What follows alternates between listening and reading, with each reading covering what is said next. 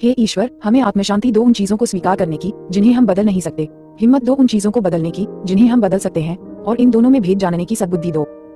तेरी इच्छा चले प्रभु, हमारी नहीं। सिर्फ आज के दिन मई 17 दोष। हम पूर्ण रूप से तैयार थे कि ईश्वर हमारे इन सभी चारित्रिक दोषों को निकाल दे। छठा कदम। पांचवें कदम पर अमल करने के बाद हम में से बहुतों ने इस बात पर गौर किया कि अब तक हम जो कुछ भी थे, जैसे भी थे, हमें वैसा बनाने में हमारी गलतियों तथा कमियों की वास्तविक प्रकृति और भूमिका क्या रही है। अगर हम हेकड़ और घमंडी नहीं होते तो हमारी जिंदगी कैसी होती? निश्चय ही हमारी हेकड़ी और दंभ ने ही हमें अपने साथियों से दूर रखा, जिससे हम ना तो उनसे कुछ सीख ही पाए और ना ही प्रसन्न रह सके।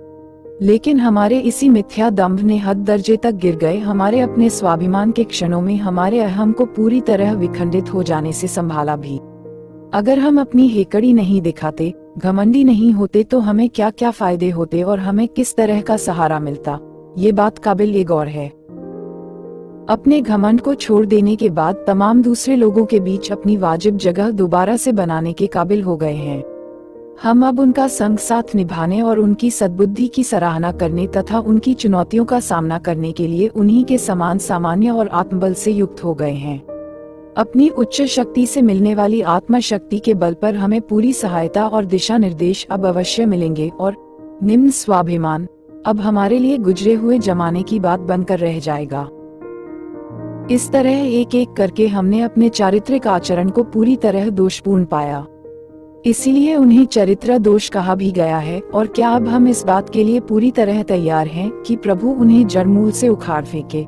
तो हमारा जवाब होगा हाँ। सिर्फ आज के दिन मैं अपने चरित्र के तमाम दोषों को पूरी तरह ढूंढने का प्रयास करूंगा और यह जानने की कोशिश करूंगा कि क्या मैं अपनी समझ के ईश्वर की कृपा से उनके पूरी तरह दूर हो जाने के लिए तैयार हूँ।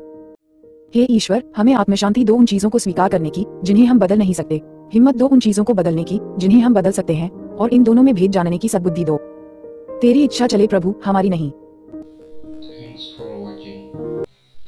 Like, make sure, subscribe at @JTrend._91.